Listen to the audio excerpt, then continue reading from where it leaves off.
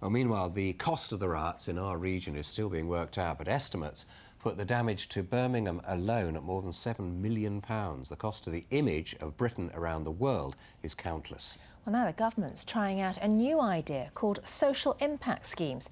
These ask businesses to fund projects to try to reduce crime, antisocial behaviour and poor education. Our special correspondent Peter Wilson has spent the day at one project which is already teaming young people up with Aston Villa Football Club. Hoodies in the rain, a Garden of Eden in Newtown, Birmingham. The 14 and 16-year-olds have for the past 3 months been growing vegetables, clearing allotment sites, getting used to hard work.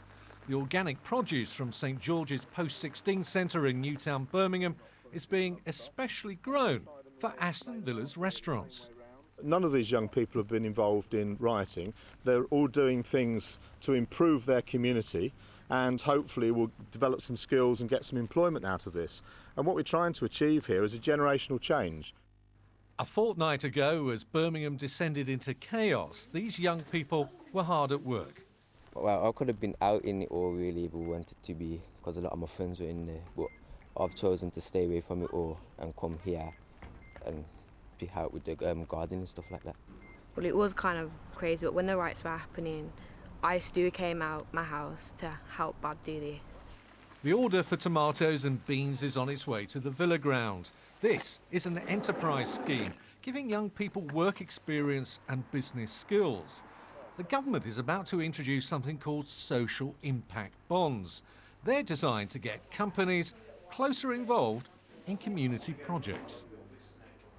The government's social impact bonds would work like this. Companies such as Aston Villa could invest in community schemes like this one.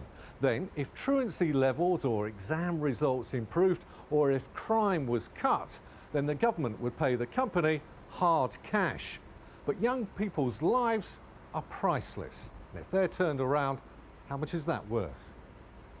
We are putting stuff back into the community. We're working with St George's as well, who are growing on our allotment and their own allotments, putting produce into the restaurants. We're paying for it, so we're helping the local economy. Birmingham is one of 4 cities chosen to pilot the new government scheme. Keeping kids out of the criminal justice system, keeping them out of care. If we can tackle some of those really difficult problems, then you save money for the taxpayer. The organic vegetables picked and grown by the youngsters were tonight being cooked and served in the Villa restaurant. Peter Wilson, BBC Midlands Today, Aston, Birmingham. A 16-year-old boy has been arrested